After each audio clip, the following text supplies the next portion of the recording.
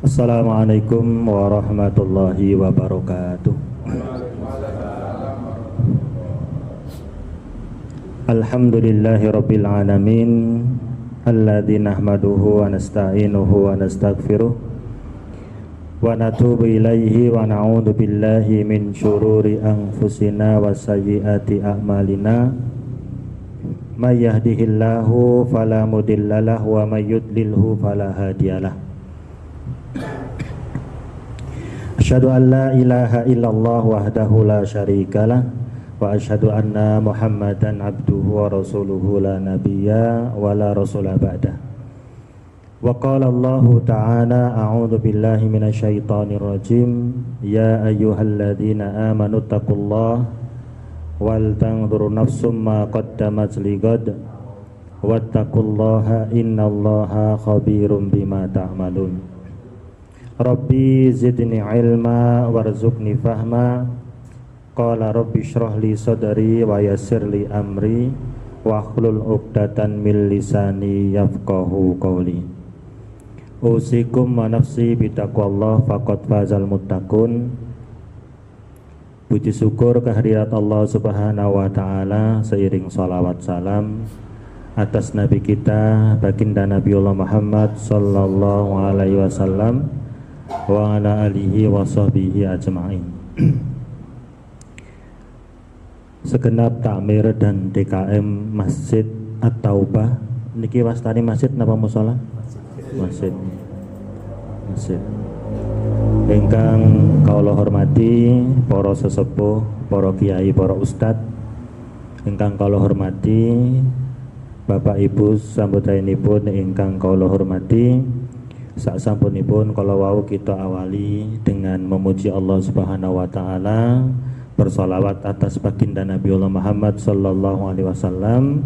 Mugi-mugi pujian dan solawat tadi mengawali kegiatan rutin nggih, akhir tiap bulan pada sore hari ini khususnya kita bisa mendapatkan ilmu yang manfaat termasuk bekal yang bisa kita pertanggungjawabkan di hadapan Allah.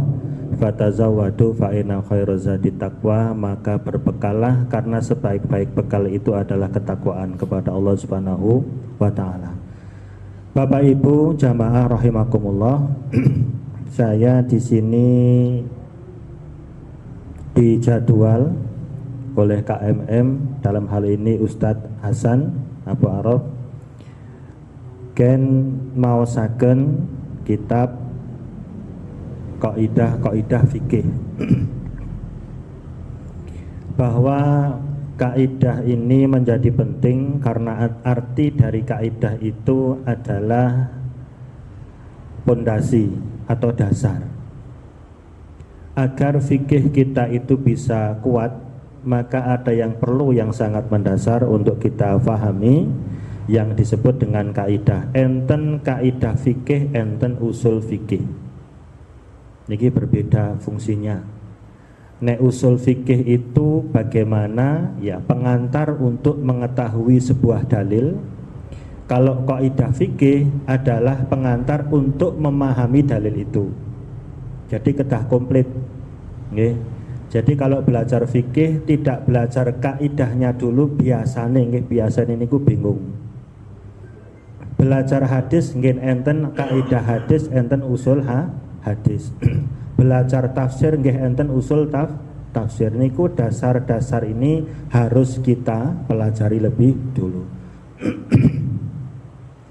Kula nek diaturi ngaos terutama masalah fikih, bab salat, bab wudu, bab puasa dan lain-lain, biasanya tak tawarke dulu. Pak, ajeng kaidahnya dulu, nopo ajeng langsung terjun ke fikihnya, kitab fikih nggih. Mangko nek kaidah ndak suwi ya, langsung mawon bab wudu kali bab salat niku sing sangat penting. Lah nanti ketika kita bawa ke pembahasan wudu, salat biasanya ya bisa paham insyaallah tapi kurang cepat. Nah, kaidah ini menjadi penting. Dan kaidah fikih ini, kata Al-Imam Ar-Rafi, sebagai kita adalah orang awam, itu tidak harus banyak menghafal dalil. keuntungan belajar kaidah fikih itu tidak harus banyak menghafal dalil di setiap kasusnya, di setiap hukumnya. Cukup pegang kaidah, itu nanti bisa paham. Contoh Pak, fikih itu kata para ulama setiap abadnya itu berkembang. Kalau dulu Rasulullah SAW dawuh, kalau kita punya senjata tajam semacam tombak ataupun pedang, itu kalau di depan kawannya, kalau ngomong tidak boleh acung-acung gitu. Jadi pas bawa ngeten iki ngancam-ngancam orang, ngacungkan senjata tajam tidak boleh. Kata Nabi SAW, nanti bisa diteruskan sama setan. Kok kelewatanan Pak. Nah, sekarang kalau dulu nggak ada senjata api Pak, sekarang kalau misalkan nodong-nodong kayak gini pakai senjata api, apakah ada dalilnya? Tidak ada. Maka kaidahnya adalah la dharar wa la dirar, jangan pernah ada ancaman atau membahayakan orang lain. Kalau semua dicari dalilnya per kasus, itu nanti akan repot, karena fikih sekali lagi mesti berkembang. Terutama ilmu waris itu juga akan berkembang. Lah, maka niki nggak sampai luar nggih. Contoh ngeten malih Pak. Dulu itu awal-awal diharamkannya khamr itu kan benda cair, maka digepuki di jalan sampai membasahi rumah-rumah mereka, kaki-kaki mereka, pakaian-pakaian mereka karena di tengah jalan. Itu makanya khamr itu mulai dari pertama sampai ketiga tahap diharamkan itu benda cair atau minuman. Lah sekarang kan ada model suntian, enten model pil, enten model serbuk. Niku nek cah sing karo guyon ngaten iki sing ra oleh kowe lak omben-omben, nek kowe lak ora omben-omben. Lah ini harus diterapkan kaidah karena dalilnya mesti ndak ada. Dan Islam ndak boleh kalah dengan banyolan-banyolan orang yang bantahannya hanya sederhana tadi. Karena khamr itu bukan minuman keras Pak. Khamr itu mayukhamirul akla, apapun yang menutup akal sehat. Jadi kesadarannya hilang, baik itu cair, pil, serbuk ataupun yang lain-lain. Nah, makanya itu juga termasuk haram. Nah, banyak hal yang harus difahami dengan kaidah fikih. Jadi kalau setiap kasus kita endi dalile, mesti tidak ada dalil nek fikih. Perkembangan sekarang itu tidak ada dalil. Nah, saya itu dulu pernah Pak, bar ngaji ngeten niki ada teman-teman yang sudah alhamdulillah nggih bisa mengerjakan sunnah dengan pakai jubah atau games. Lah kula bar ngisi ngaji ngaten iki 30% itu berjubah dan bergames. Di Wonosobo saya tidak kenal. Ketika itu saya didudukkan di depan rumah, di depan masjid.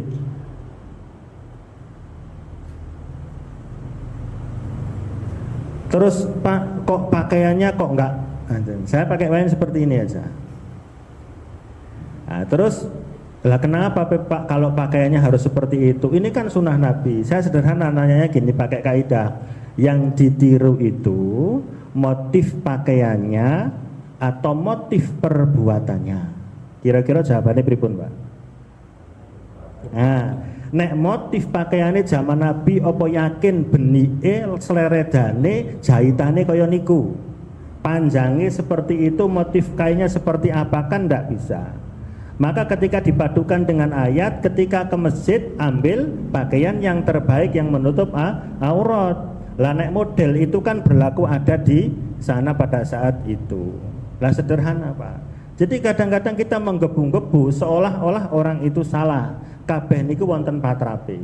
Jadi dalam kita beragama niku harus jelas, nggih. Ora kena ela-elu niku saged tapi hanya kebutuhan sementara, bar niku cari tahu. Nah, ini contoh-contoh sederhana Pak. Saya tidak membahasakan mana Pak jenis pakaiannya apa tidak, tapi cara penyampaian niki kurang tepat lah. Kaidah fikih itu bisa terambil dari Quran, bisa terambil dari hadis, bisa terambil dari athar ataupun riwayat para sahabat ataupun ijma kesepakatan para ulama. Muncul kaidah fikih niku pada abad keempat Hijriyah, artinya dibukukan. Sebenarnya semenjak zaman Nabi, semenjak itu di ayat mulai turun itu sudah ada kaidahnya. Misalkan wa ahallallahu al-bai'a wa harramar riba. Allah menghalalkan transaksi jual beli dan Allah mengharamkan riba. Modelnya itu macam-macam, Pak. Model jual belinya seperti apa, kemudian riba itu seperti apa, kan berkembang terus, Pak. 10 tahun, 100 tahun ke depan kita tidak ngerti perkembangannya. Zaman sekarang, nek ajeng niru nek ajeng derek madhab Syafi'iyah, tidak ada masyarakat Indonesia yang masuk swalayan. Karena apa? Kayak orang nikah itu, Pak, jual beli harus jabat tangan, terima sah-sah. Satu, ada penjual, ada barang yang ditransaksikan, ada pembeli, jabat tangan, Pak. Saniki sing duwe swalayan minimarket niku sinten? Nggak ada sing jogo rewang, kasir. Itu ndak bisa, Pak, ndak sah jual belinya. Tapi kenapa kita bisa katakan sah? Niki cok bocor ting swalayan mboten. Gitu. Seneng ting swalayan gari milih ngerti regane. Nek ting warung dadak niki pinten dia riwil, Pak. Swalayan tinggal ambil-ambil ke kasir. Enggak ada penjual. Di situ yang ada kasir atau pembantu. Terus saya beli, sah enggak jual beli saya? Maka sah ketika saya lihat daftar harga itu sudah sampai kasir, selesai. Saya ridho. Cuman kenapa kok enggak ada penjual? Akan repot, wong siji duwe 10 toko, duwe 100, duwe 1000 toko. Kan ngoten Pak nggih. Lah niki makanya mereka kalau saya ngisi di Wonosobo itu ada yang namanya kelompok Rifaiyah. Teng mriki enten mboten, Pak? Betul enten nggih, Rifaiyah ini daerah Tretep sana ada. Dari Hasim Arifah, ini kuting kretek niku mayoritas. Setiap saya ngisi komunitas PKK, ibu-ibu arisan, orang-orang pasar mesti ada niku. Lah saya selalu diberi pertanyaan demikian. Orang Indonesia transaksi jual belinya ndak sah. Kalau mereka kobil tuh saya terima sah-sah, keluar selesai. Nanti kalau mau barangnya nggak cocok bisa dikembalikan. Ini semua harus diterapkan kayak kaidah fikih, Pak. Jangan kita misalkan sampean nek tuku dol jual beli di swalayan ngambil sendiri, apalagi di warung makan yang prasmanan, itu sah atau enggak? Ya sah. Kok iso sah? Umumnya enggak bisa seperti itu. Jadi kita harus punya dasar. Inilah yang nanti akan dibahas di dalam kaidah fikih. Lah, Bapak Ibu yang dimuliakan Allah Subhanahu wa taala, itulah sedikit supaya kita paham apa sih fungsi dari kaidah fikih itu sendiri. Ada satu kaidah yang saya mau sampaikan, yaitu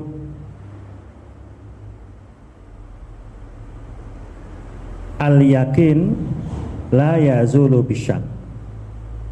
Kaidah yang pertama adalah keyakinan itu tidak bisa kalah, tidak bisa hilang hanya dengan keraguan.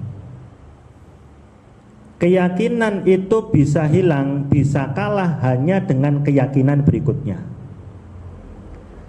Kalau cuma dengan keraguan, maka tidak bisa menjadi dasar hukum. Hal ini, Ustaz,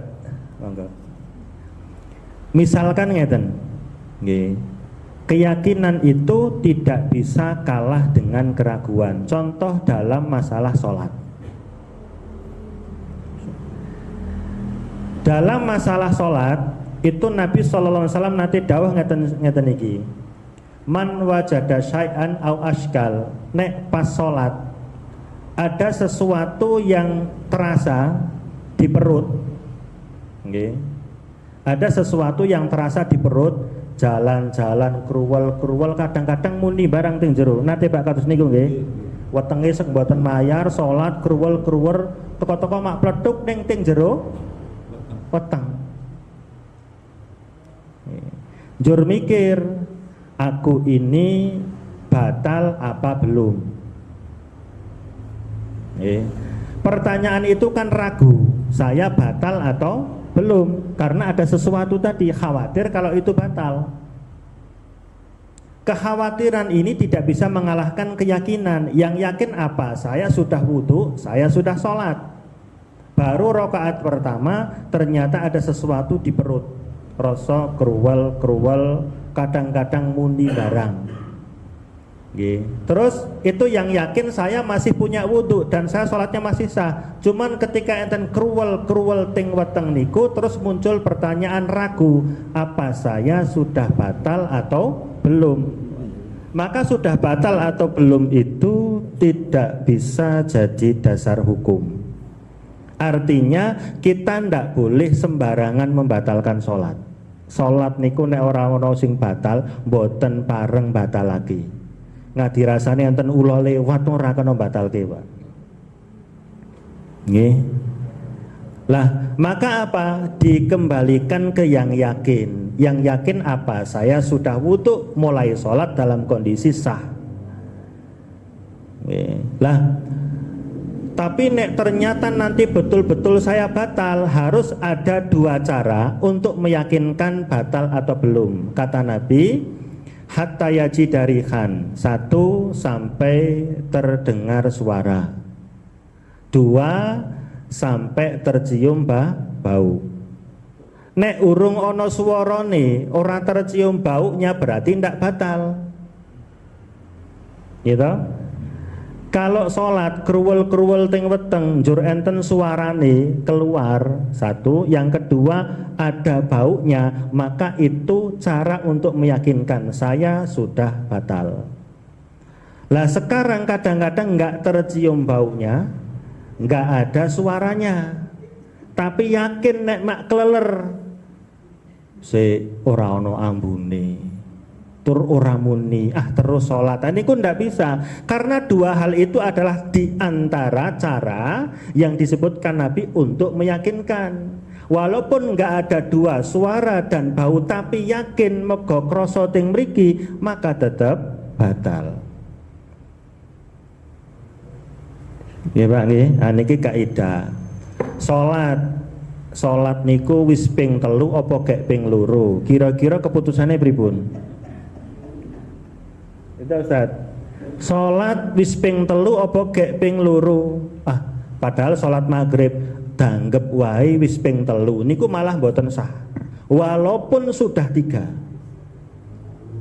Karena Nabi sudah memberikan kaidah ngeten iki, kalau kamu lupa 2 atau 1 yakini 1, 3 atau 2 yakini 2, 4 atau 3 yakini 3. Falyakum berdiri tanpa 1 rakaat, fal yasjud kemudian sujud sahwi 2 rakaat, sebelum salam saged, setelah salam saged.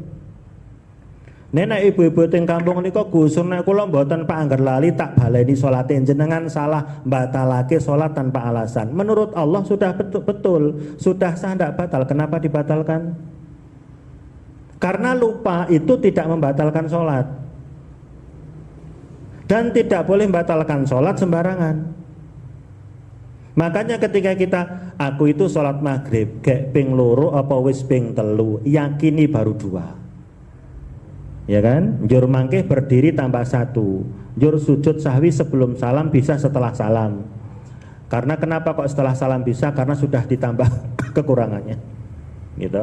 Cuman masalahnya gek wis ping 3 nek tambah 1 nyuruh dadi 4, itu bukan urusan kita. Kita menjalankan syariat, Pak. Ngadi rasane salah sesuai dengan kadar ingatan kita cukup. Contohnya ingatan, Pak. Zaman dulu itu kalau tindak masjid Rasulullah SAW sebutkan, setiap kalian datang ke masjid, nek mau sholat pakai sendal ke masjid atau di masjid, maka apa? Telapak sendal ini kan ngosok-ngosoknya di tanah, kan ngosok-ngosoknya di tanah, okay. Terus dilihat masih ada bekas atau tidak.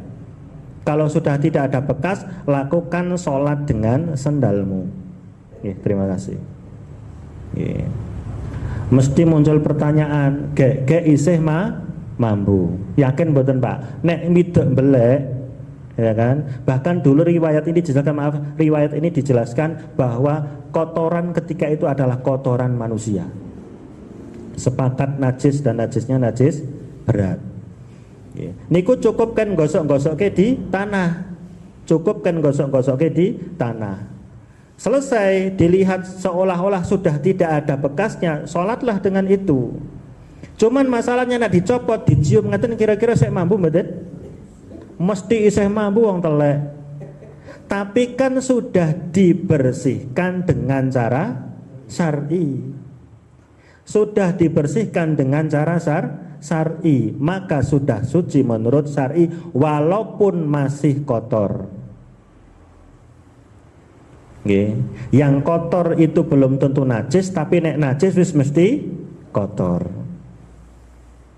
Gitu. Yang haram itu belum tentu najis, tapi kalau yang najis mesti haram. Napa Pak contoh sing haram ning ora najis? Haram tapi mboten najis napa? Napa Pak? Hah? Racun. Apa mau kan Pak? Rokok. Haram tapi ndak najis. Racun niku haram Pak. Racun no, ning mboten najis. Lah minuman keras niku semua bukan najis mboten? Tidak najis tapi haram. Walaupun ada sebagian ulama yang berpendapat najis. Oke. Jadi ada sesuatu yang haram tapi tidak najis. Contohnya misalkan ning nek hilang sifat najisnya, zatnya tetap haram. Niku nggih enten. Nggih, kula niki pengalaman tiyang relawan ting Bantul setengah tahun ting mriko. Niku anggar bar selesai relawan ngeten niki Bu, Pak. Niku disuguh janganke kulit. Enak tenan Pak, nek wong mriko tonjo Pak, dikai santen campur godhong mlinjo kalih kulit mlinjo. Enak tenan Pak. Terus mangke tahune tahu pong diiris-iris lembut nika. Niku lek ngarani wong Bantul niku tonjo, pol enake. Remen Pak Marti, remen sesuk jangan kene niku melih terus sangane.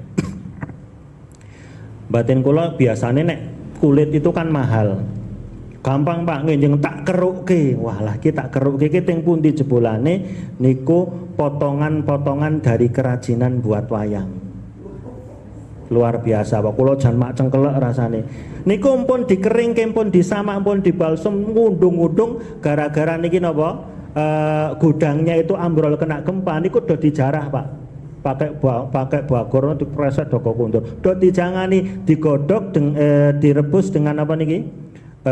Gamping yang masih aktif sing masih hidup niku itu langsung putih-putih meduk-meduk pol enake pancenan Pak. Lah kula bar ngeten niki waduh iki gek-gek kulit sing ora genah. Itu walaupun misalkan kulit kambingnya mati tidak dengan disembelih berarti kan bangkai. Kata Nabi pas lewat, kalian ke rubung opo? Ini ada kambing mati. Lalu kambing mati tidak disembelih, iya. Kenapa tidak dimanfaatkan kulitnya? Kan kalau kambing mati tidak dengan disembelih otomatis disentuh itu najis, otomatis najis. Tapi kenapa kalian tidak manfaatkan kulitnya? Nggih. Tapi ini najis kata Nabi. Iya najis, tapi yang haram itu memakannya. Itu kalau diproses, dikeringkan, disamak, jadi tidak najis. Jadi nek sing wis dadi sepatu, sabuk, dadi wayang, dadi sendal, niku pun mboten najis. Tapi sifatnya sudah tidak najis, tapi zatnya masih haram. Kenapa? Karena tadi bangkai. Nggih. Niku wis ora najis ning tetep haram. Ning ana sing haram mboten najis. Lah semua itu tidak mungkin setiap kasus kita hafal dalil Quran dan hadisnya. Kata Imam Al-Arrafi ngeten niki, cukup kalian itu faham, hafal kaidah fikihnya, maka kasusnya akan selesai. Nggih, banyak sekali hal. Misalkan tadi di sholat niki misalkan mau masuk masjid sudah wudhu gitu. Nanti sampai menjelang maghrib nggih merasa sampai maghrib saya belum batal. Sekiranya harus wudhu dulu untuk sholat maghrib apa langsung sholat maghrib karena masih punya wudhu?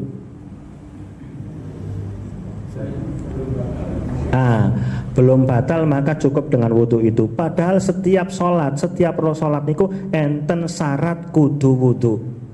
Setiap sholat niku harus ada syarat untuk wudhu. Sementara wudhunya kita itu harus tahu itu wudhu untuk sholat apa. Kalau misalkan tadi sholat asar, kalingane kula wudhu nggo sholat duhur, maka saya sholat asarnya ndak sah. Kalau saya tadi wudhu sholat duhur, ternyata saya mau sholat asar, maka sholat saya ndak sah, wudhunya pun ndak sah.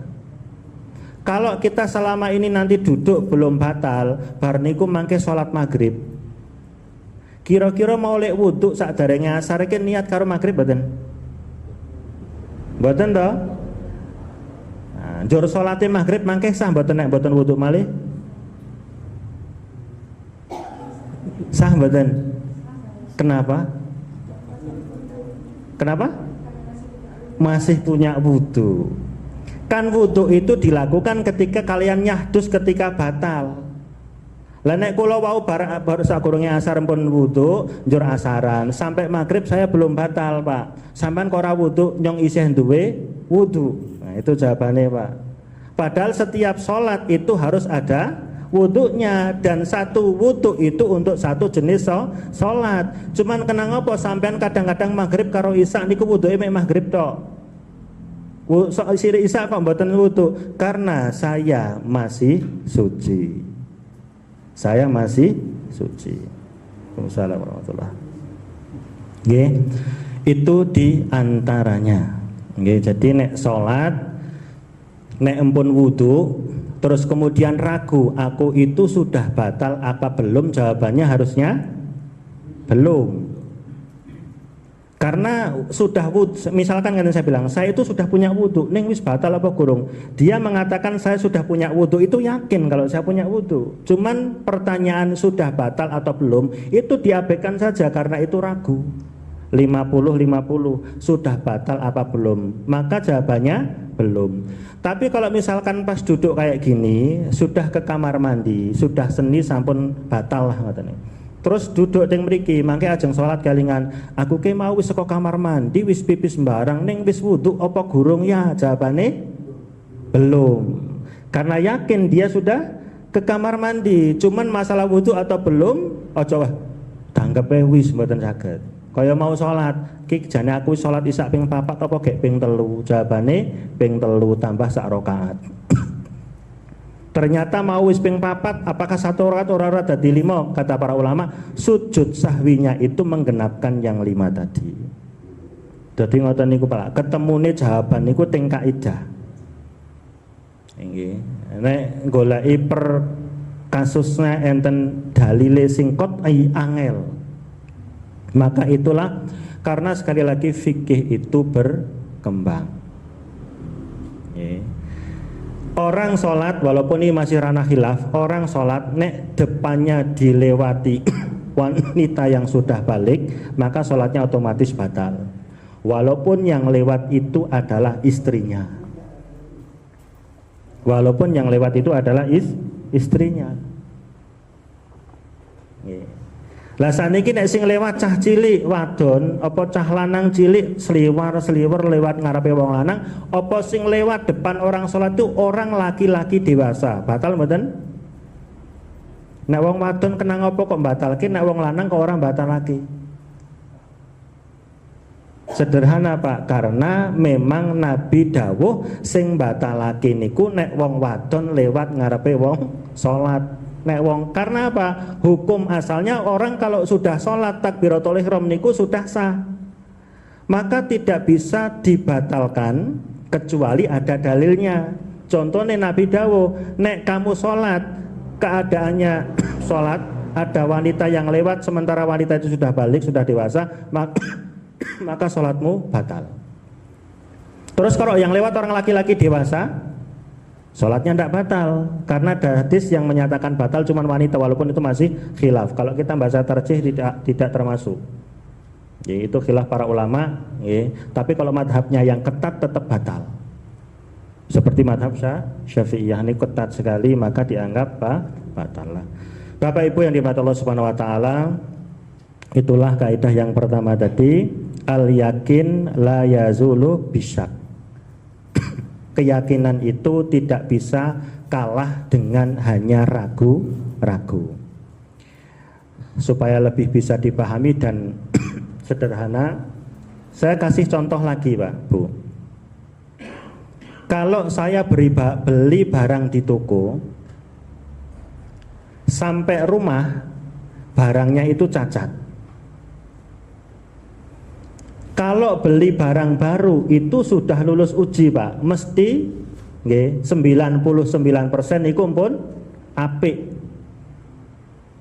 Karena di toko yang baru bukan yang second. Ternyata sampai rumah ada yang cacat, ada yang rusak. Kira-kira niku sing tanggung jawab sinten? Ketemune teng omahe pembeli konsumen. Sing tanggung jawab sinten? Sing duwe barang, sing dodol barang ndak? Karena dia sudah mengatakan barang ini lulus uji kabeh 199% apa? Bagus, nggak ada cacat.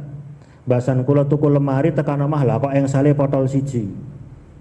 Terus ki sapa sing tanggung jawab? Sing tanggung jawab sing nemokke pertama.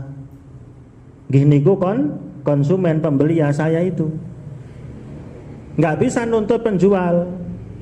Kalau misalkan rusaknya itu ketemu pas pengiriman barang, sing tanggung jawab sinten?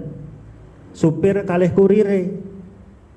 Nek kerusakan itu ketemu di tokonya, sing tanggung jawab sing duwe toko. Bahasan tekan omah niki Pak ting toko ni jenengan niku wau pun tak foto esele potol siji. Jarene sing di toko wis ngerti bodol kok di toko. Amen oleh murah. Sing tanggung jawab sinten? Tetep. Jadi kaidahnya ngeten niki. Kalau barang ditemukan rusak yang asal barang itu baik, bagus, sempurna, kok ditemukan rusak? Jawabannya siapa yang bertanggung jawab? Pertanyaannya, yang bertanggung jawab adalah yang paling dekat dengan barang itu, itulah yang bertanggung jawab. Karena kita arak nyalahke kurir ra ono buktine, nyalahke toko ya ora ono buktine, nyalahke teng omah aku gak tuku kok ya wis rusak. Makanya kalau menemukan barang rusak hasil transaksi jual beli, rusaknya itu ditemukan kapan? Nek ditemukan masih di mobil pengiriman berarti sing tanggung jawab kurir kalih sopir. Dan banyak kasus-kasus yang lain yang intinya itu bisa diurai dengan kaidah fikih. Contoh kasus dalam rumah tangga misalkan, Ibu Bapak sekalian, fikih itu orang tidur aja butuh ilmu fikih. Gajal Pak, setengah serolas bengi, ono ibu-ibu suami istri lah, niku rebutan sendal. Ono pura kira-kira reyang Pak, nelpon Pak Ustadz, Pak Yai mesti wisari. Bahasan tekan ono apa to Bu, Pak ubres wae wong loro ki Pak sandale ngonyong dipek bapakne, sing bapakne kowe ki ngonyong rebutan sendal. Ini kasus harus diselesaikan karena harus ada hakim, harus ada orang yang memutuskan kira-kira niku sing menang sinten. Sandal tok sak pasang, direbutan suami istri, sing arep menang sinten kira-kira? Harus ada satu yang dimenangkan supaya masalahnya selesai. Nek dibagi dadi loro dadi ora kena dinggo. Jadi dilihat ciri-cirinya. Nek identik ke sandal cewek mesti sing menang ibuke. Nek cirinya ke sandal cowok berarti sing menang bapake, berarti ini hak bapak. Cuman dilalah ono tanda cowoke jarene ibu sing tuku enyong, sampeyan lak nukokke enyong gitu kan. Angel to. Angel. Sing repot niku nek saiki sandal model-model sandal swallow ora jelas lanang apa wadon sandal niku. Hah? Lanang angel nggih. Mbok yo anggur tuku meneh. Ora Pak arak dienggo bengi iki wong anyes nek tuku ndadak sesuk ora ana toko buka. Jeneng ngeyel ki angel padahal harus diputuskan. Maka di situ bisa pakai kaidah identiknya ciri sendal tadi kemana. Kula ngomong sendal masalahnya nek klambi mesti beda. Apa nggih? Nek klambi mesti beda nek baju, tapi nek sendal banyak kesamaan antara laki dan perempuan. Walaupun enten sing cewek tomboy nek tuku rangsel kudu rangsel cowok, sepatu ya kudu sepatu cowok niku nggih enten. Bapak Ibu yang dimakan Allah Subhanahu wa taala, itulah beberapa kasus yang menjadi penting tentang bahwa kaidahnya tadi napa? Al yakin la yazulu bisyak. Keyakinan itu tidak bisa kalah hanya dengan keraguan. Contoh yang selanjutnya, misalkan ada seorang suami yang pergi dari rumah dalam kondisi sehat, 5 tahun kemudian boten kundur, padahal harta waris niku wis diarep-arep kalih keluargane. Njur pripun niki 5 tahun rano kabar atau ngirimi duit, anake ya selak butuh wis do rapi kabeh, selarak butuh warisan. Lah arak mutuske pripun? Ganggep wae wis meninggal. Nggih. Kan pertanyaannya, kejane wong tua sing lungoke wis meninggal apa masih hidup? Padahal nanti hartanya harus diwarisi. Nek bapak itu tadi masih hidup, hartanya tidak boleh diwarisi. Cuman wis dibutuhke banget, wis diarep-arep. Akhirnya apa? Wis danggep wae meninggal, itu tidak bisa. Apalagi istrinya tiba-tiba menikah lagi niku nggih mboten sah. Kecuali ada indikasi yang sangat jelas, misalkan ngeten. Dulu itu numpak kapal, kapalnya pecah, tenggelam, wonge ora ketemu. Arak diarani meninggal, kok maaf nggih mayite ora ketemu, arak diarani urip ya ora ketok wujude. Itu bisa pakai zon Pak. Zon itu persangkaan kuat. Levelnya nek zon itu di atas sak. Nek sake ragu, ho'o apa ora 50-50. Nek zon itu 75%. Persangkaan kuat. Padahal Allah sudah jelaskan, wa inna dzanna la yughni minal haqqi syai'a. Nyongko-nyongko sekuat apapun niku tidak bisa jadi dasar hukum. Tapi nek pun kasusnya kayak tadi, zon persangkaan kuat itu bisa jadi dasar hukum. Bisa jadi dasar hukum. Contohnya ngaten niki, nek numpak kapal, kapale tenggelam, njur mayite ora ketemu, nggih, nggih, njur mayite ora ketemu, niku kira-kira masih hidup apa sudah meninggal? Njur persangkaan kuatnya muncul ngaten niki, kemungkinan besar lah, kemungkinan besar niku cara bahasane niku dzon. Kemungkinan besar itu sudah meninggal. Maka ketika itu warisannya kemudian diwariskan, istri boleh nikah lagi. Oke. Itu beberapa kasus.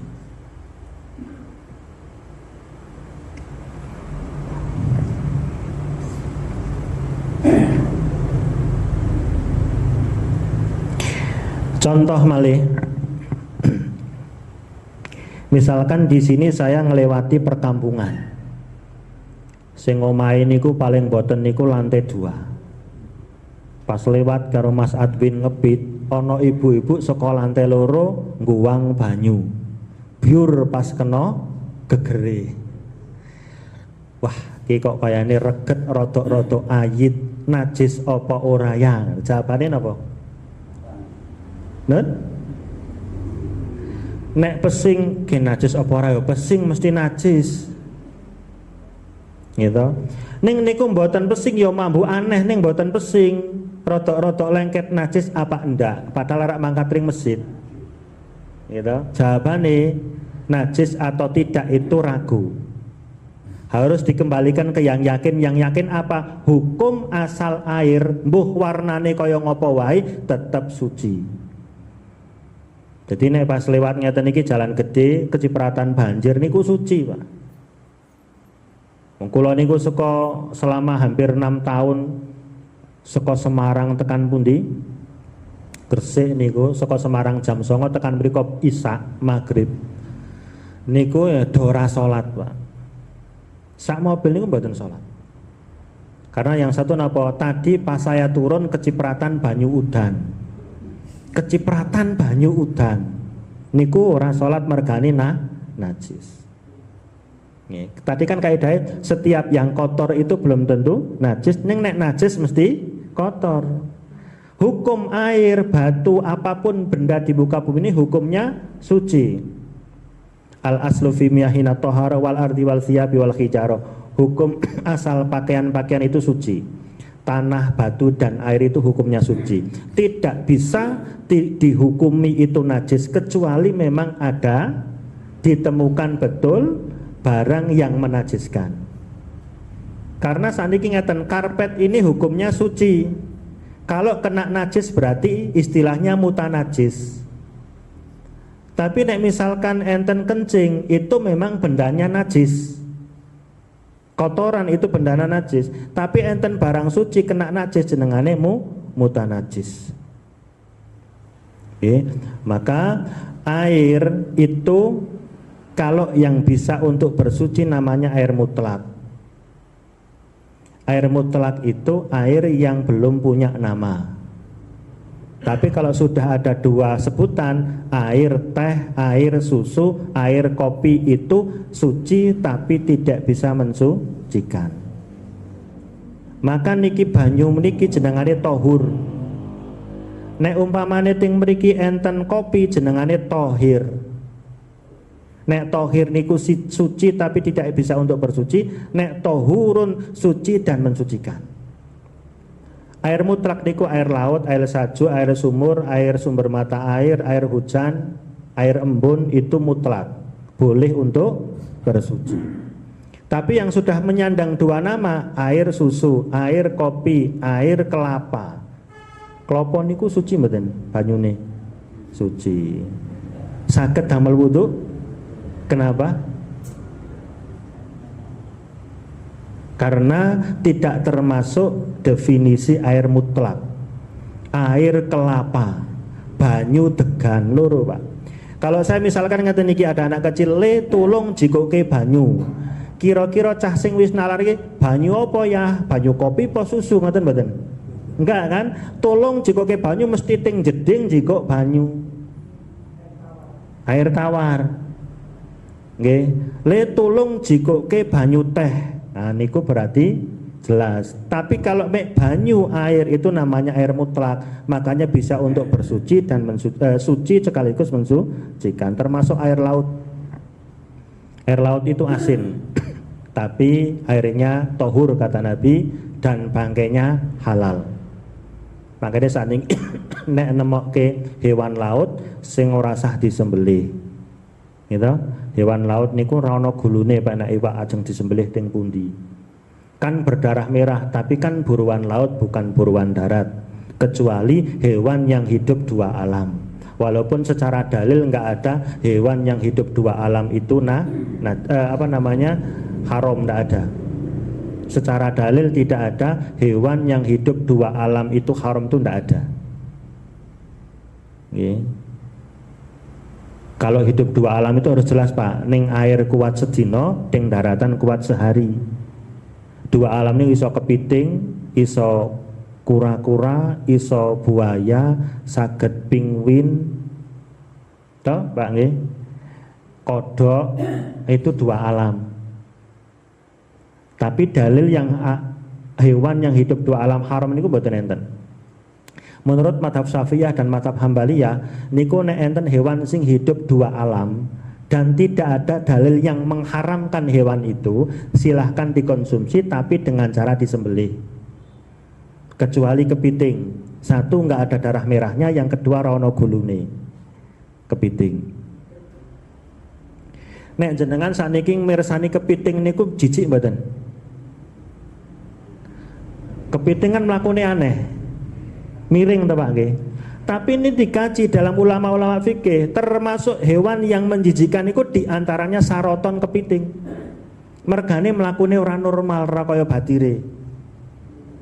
Yuyu niku. Nggih ta? Mlakune miring, Pak. Nggih. Itu hidup dua alam iya. Apakah halal? Halal. Terus disembelih ndak wong enggak ada darah merahnya. Tapi nang hidup dua alam kados misalkan kura-kura, mungkin biawak, mungkin penguin, niku dianjurkan untuk disembelih. Tapi nek hewan air tidak.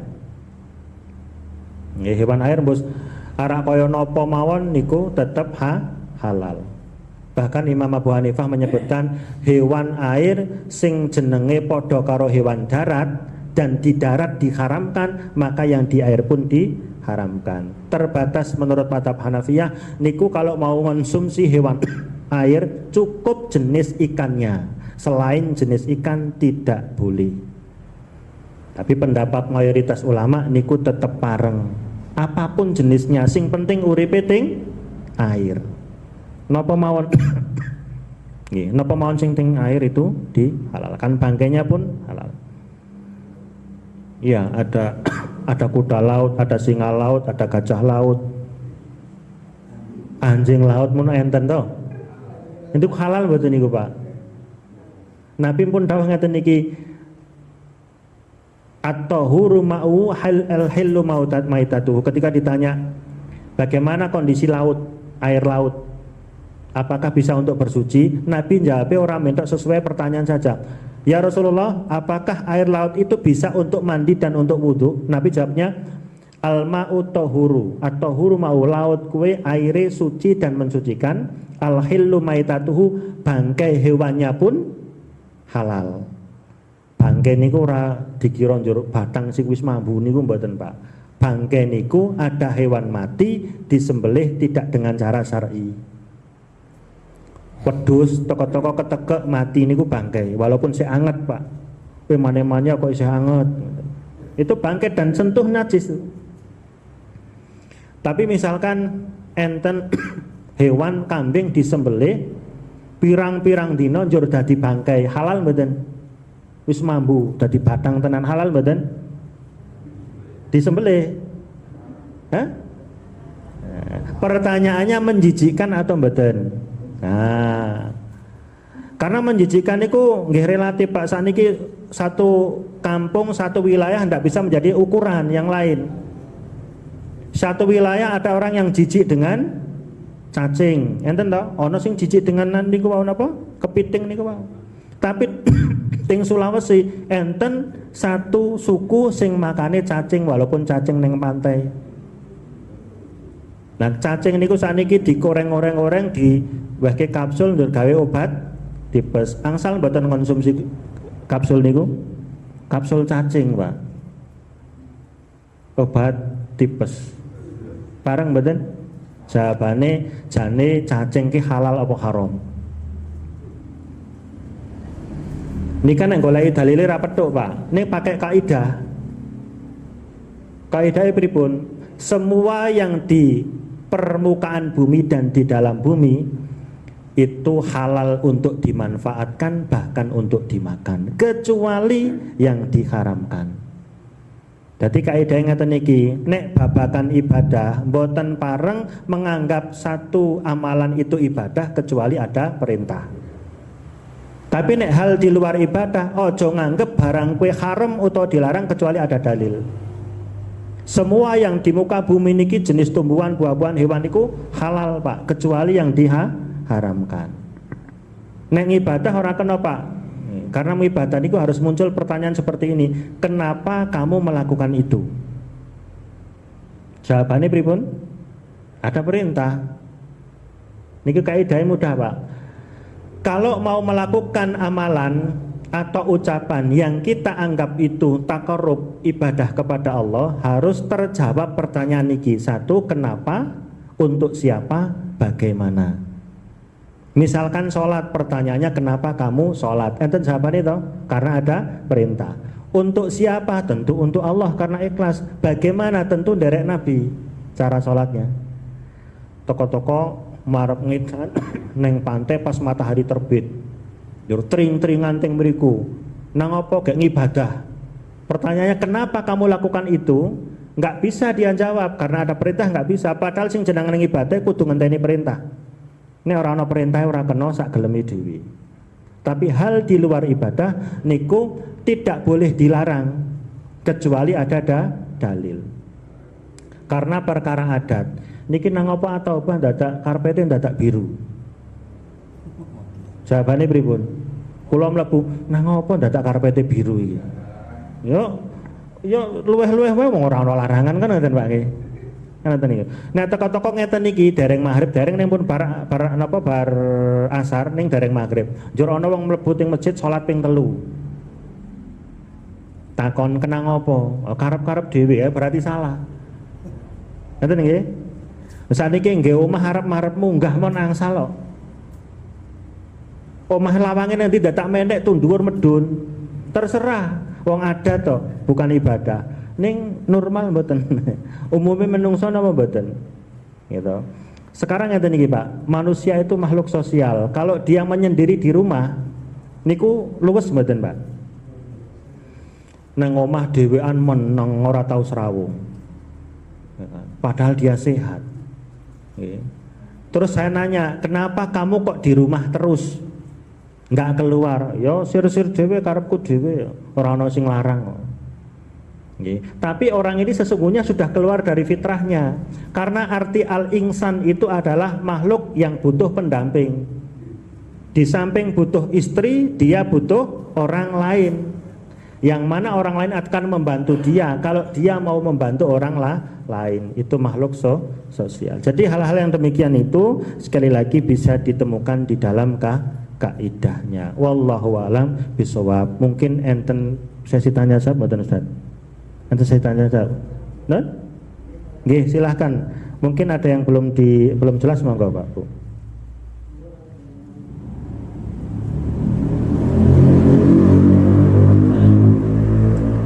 Monggo Pak.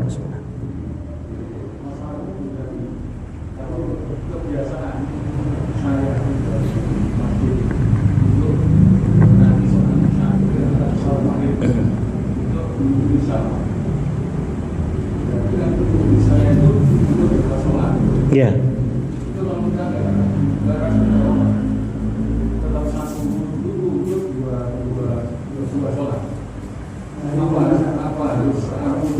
Satu wudhu niat untuk satu sholat. Karena setiap jenis sholat itu syaratnya diantaranya adalah wudhu. Jadi satu wudhu itu satu paket atau melekat dengan sholat tertentu. Tapi nek mau sholat berikutnya walaupun tidak masuk di niat wudhu tadi, jawabannya tadi, kenapa kok tidak wudhu? Karena saya belum batal. Nah? Masih punya wudhu jawabannya. Tapi nek misalkan saking maghrib dumugi isya kok dereng batal, terus tetap wudhu, niku jenengane tajdidul wudhu, memperbaharui wudhu, itu pahalanya lebih luar biasa melih. Ning mboten ragu Pak, kalau mau misalkan kalau bar maghrib jagongan maca Quran atau ngaji ngeten iki njur pas isya, sik nyong tak wudhu nang apa to? Engko aja-aja nyong wis batal. Itu wudhunya malah ndak sah. Karena dibangun di atas keraguan itu tidak bisa jadi dasar hukum. Kalau misalkan saya sudah batal atau belum, jawabannya belum. Tapi saya tetap mau wudhu, kenapa? Karena memperbarui wudhu. Kesempatan terhapusnya dosa itu lebih banyak, pahalanya lebih banyak. Jadi jangan dibangun atas dasar sik tak wudhu ojo-ojo nyong wis batal nyong ora krasa, ndak bisa Pak. Dibangun atas dasar keraguan ndak bisa. Jangan-jangan tuh ndak bisa. Jadi harus yakin. Nek misalkan biasa dari maghrib sampai isya itu ndak batal, ning pas ajeng isyaan kok tetep wudhu, niatnya adalah memperbaharui wudhu. Orang ngawekane ora jogo-jogo mbok-mbokan nyong wis batal niku ndak bisa. Kecuali kasusnya ngeten. Saya masuk kamar mandi, sarungnya tak copot tak kalungake. Bahasan gending kluk nelotok ngaten iki tet sing bagian ujungnya niku nemplek ting lantai.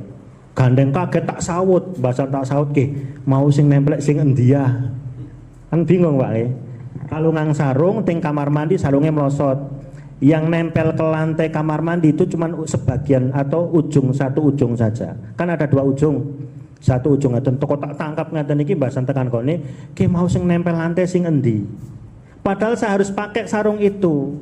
Maka kesimpulannya seperti apa? Semua ujung sisinya itu dicuci semua untuk menghilangkan keraguan itu. Ora aja sing kene wae gak kene tak cuci kok kene. Ah, priye entek wektune Pak, teko dicuci sing sebujung sini ujung sini kedua-duanya dicuci. Ngoten. Nggih, jadi intinya nek biasa seperti itu bagus, Pak. Imam Syafi'i mulai barisa dialog tekan menjelang subuh langsung sholat subuh. Mergone napa mboten batal. Nek bar maghrib teng mriki jengket ingatan iki karo ngantuk niku batal. Walaupun duduk apa meneh senden apa meneh berbaring. Nggih. Sesungguhnya yang membatalkan bukan mereme, Pak, tapi Nabi dawuh mata ini klepnya yang menjaga, yang menutup dubur. Jadi ketika mata kita niku melek niku napa? Apa bahasa Indonesiane melek, Ustaz? Hah? Ketika mata kita terjaga nggih, ngeten niki, otomatis maaf kelep bawah niki tertutup. Tapi kapan kita merem ndak bisa ngontrol, langsung terbuka. Jadi kalau tidur membatalkan wudhu bukan karena meremnya, tapi karena nopo? Bawah ini terbuka kita sudah ndak bisa ngontrol karena tolak ukurnya mata.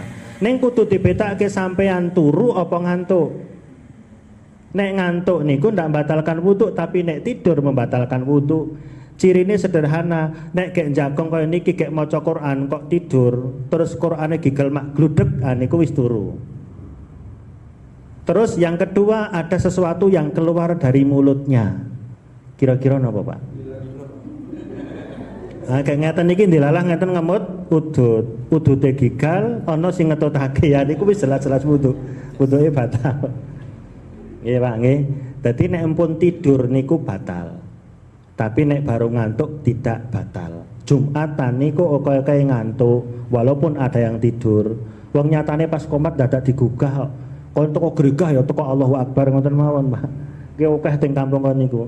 Tapi nek ngaten niki aku tahu yang khotbah niki Ustaz Jun, saya tahu niki ning sing dimaturke napa ora jelas. Tapi saya posisi duduk, saya Jumatan saya tahu ning mboten jelas niku jenengane ngantuk. Maka dalam madzhab Syafi'i kalau orang tidur ngaten niki njur pun golek ngaten niki maaf nggih, bokong separuhnya sudah terangkat dipastikan itu sudah batal karena sudah buka klepnya tadi. Ning ono iya melek ning tetep metu suarane niku nggih enten. Iki mungkin cerita terakhir nggih. Teng kampung niku enten Ustaz Heri tapi masjid yang satunya. Itu enten muadzin yang luar biasa. Kudu adzan kudu teng mburi imam. Ning bahasan ngaten niki anggar rakaat pertama salat Jumat niku wis mesti batal. Mesti niku, Pak. Njur metu nginjing Jumat adzan meleh, rakaat kedua urung rampung batal metu. Njur diumumke ngaten iki, sampean ke mbok ya mapan nang mburi, ora wong adzan kok pengen nang ngarep tekan dhisik kok nang mburi, penak temen. Ha sesuk nek batal rasah metu wong ganggu liyane, yo tenan Pak Jumat berikutnya yo batal meneh. Njur ora metu. Tut ngaten iki ning tetep salat. Bar salat assalamualaikum ning pun dong kuyu assalamualaikum warahmatullahi wabarakatuh dikeplak sampeyan ke lak batal to hooh. Aku ora metu, wingi raweh metu. Saiki kon metu. Niku nggih enten Pak dalam kondisi terjaga ning maaf nggih kentut terus enten karena memang sudah klepnya tadi wis kaku Pak, pun mboten lunak lagi. Niku nggih enten. Enten malih kasus beser. Kowe nek ndurusi niku dadi ora salat. Beser niku pripun Pak, aja mapan teng tengah, aja teng ngarep teng mburi pisan. Kapan krasa ring kamar mandi rasah ganggu liyane. Ora nang mburi ora nang jaba tetep krasa Pak, pripun carane dibalut Pak, dibuntel sing kandel. Aja ngantek netesi celanane. Ha ning pas Allah Akbar krasa Pak kelar nengake kata Ibnu Qayyim kuwi nek mbok turuti jenengane talbis iblis. Engko ora sida salat nek ngurusi niku terus. Nah, tetap sah dalam kondisi walaupun krasa mak kleler mak slenget ning pun dibuntel. Cara sakniki ngagem pempes. Karena nek dia ngurusi gitu banyak orang yang tak sholat model penyakit beser juga banyak. Nek durusin niku tekan waktu sholat ya kesel to anane. Maka dibalut sing tenanan, jangan sampai mengenai bagian pakaiannya semua. Oke, wallahu a'lam bishawab. Ngaten Pak nggih.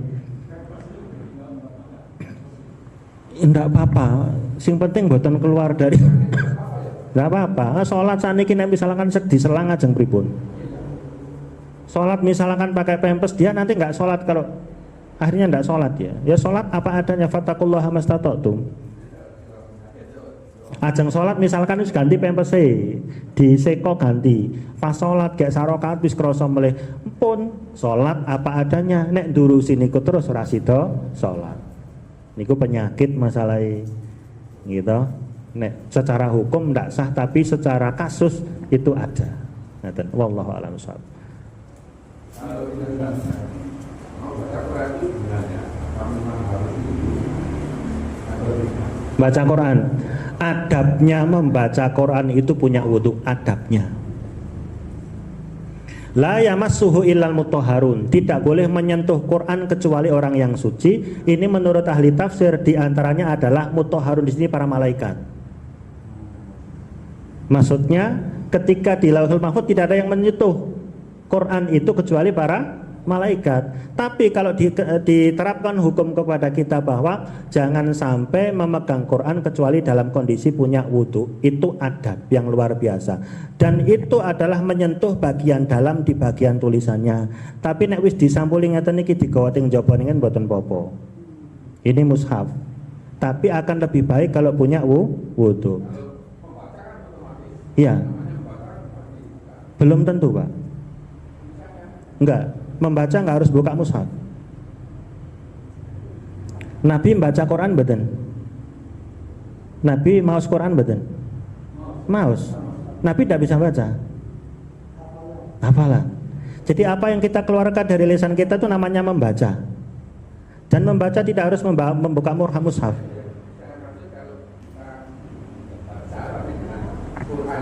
Nggih. Iya. Nggih. Nah itu wudu, Pak. Nggih, wudu. Ning lek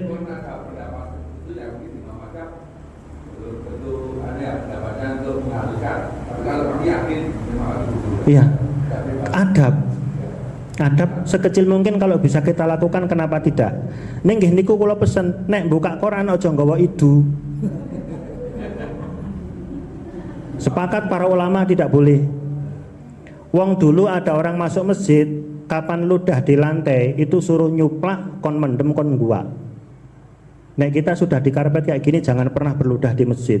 Kalau mau berludah misalkan sakit, dia tetap jamaah, ya pakai sapu tangan ini masuk kanting mriki atau sebagian dari bagian kita. Kalau di masjid aja ndak boleh, apalagi di kalamullah niki ngebuka ngeten, Pak. Ndak boleh niki dibuka pakai ludah niki. Dalile ndi? Adab niku wau, adab. Jadi nek buka ojo nganti nggawa ludah. Wallahu a'lam bishawab. Nggih.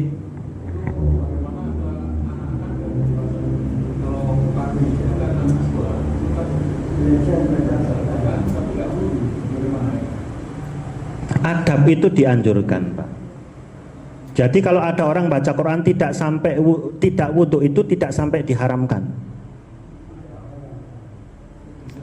Apalagi di situ untuk pembelajaran kepada anak. Nggih.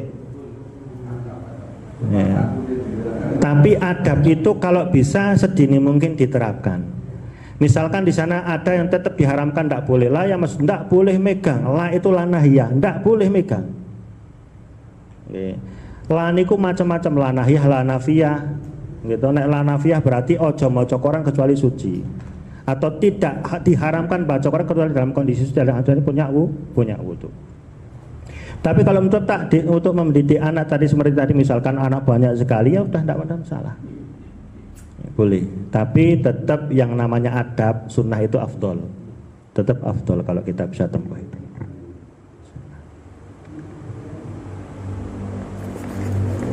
Sampun nggih? Monggo. Boleh. Anget tidak merubah kemutlakan air, termasuk dingin. Tadi kan air mutlak saya sebutkan termasuk salju, termasuk air es. Ning nek wis mencair. Air anget itu tidak merubah kemutlakan air, cuman rasa saja. Ting rasa mawon. Jadi boleh. Jadi ono sing esok ora tau wudu ning tayamum terus. Mergane kademen. Sakniki kademen niku ihtimal. Kemungkinan kademen sampai nek nggo banyu adem ki tambah loro apa mentok kademen. Kademen itu normal. Zaman dulu enten sahabat sing maaf nggih junub. Subuh di tempat saya itu apa jenengane dingin. Nggih, apakah pun maghrib? Apakah saya harus mandi ya Rasulullah? Kata Nabi, fa amma ana fa asubu ala ra'si salatan. Dalam riwayat Muslim ketika ditanya, misalkan teng mriki wonten wong daerah Dieng, junub arep salat subuh rawani adus. Kula sing wis tau ngrasakake teng mriki kok bulan Agustus kok niki. Niku ajeng nyiduk ngoten niki mak krok ngoten dhuwur permukaane niku keras. Apakah kami mandi? Kata Nabi, fa amma ana fa asubu ala ra'si salatan. Kalau saya tetap saya mandi, saya siramkan ke kepala itu 3 kali. Artinya dinginnya niku nopo masalahnya. Kalau dingin menimbulkan madorot, itu silahkan pakai tayamum. Makanya ketika ada sahabat sing duduk-duduk kilang ketinggalan waktu tok, terus dibalut mriki. Jur dia mau sholat minta fatwa sama temennya, kenyong dasi bocor, nek arah adus nyong junub mau oleh ora? Oh adus sampai wajib adus wong junub, jur mandi, jur meninggal. Gitu. Jur disebutkan sing mau berfatwa itu fatwa tanpa ilmu. Akhirnya membunuh orang ini. Kata Nabi, qatalahumullah. Fatwamu itu membuat orang ini terbunuh, semoga Allah membunuh kalian. Maksudnya semoga Allah membinasakan orang sing cok ngomong tanpa ilmu tadi. Nah, jadi resikonya ketika kedinginan itu nopo Bu? Kalau kedinginan saya nanti terus tambah drojot, iso mablek pingsan, nah silahkan tayamum. Ora angger mumet lara wetenge kupinge anus tayamum ini mboten pareng. Dan di muka bumi ini alat yang untuk bersuci mek loro, siji air, loro tanah. Tanah itu sebagai ganti. Jadi kalau orang sudah tayamum tuh manfaatnya fungsinya sama dengan orang yang wudu. Tapi kalau sekedar hanya dingin tidak boleh serta-merta langsung tayamum. Harus dihitung-hitung ini membahayakan saya apa tidak. Kalau tidak silahkan wudu pakai air dingin. Nek males silahkan ceklek kompor. Saniki ora data nyokok ke kayu to Pak saniki. Tinggal ceklek kompor. Ngaten nggih? Nggih. Sampun nggih. Alhamdulillah. Saya tutup dulu. Terima kasih atas kebersamaannya panjenengan sedaya. Kirang langkung pun nyuwun pangapunten. Wonten klentah klentu kladu atur kula saestu nyuwun pangapunten ingkang kathah dumateng Allah astagfirullahaladzim. Kira akhiri billahi taufiq wal hidayah. Assalamualaikum warahmatullahi wabarakatuh. Waalaikumsalam.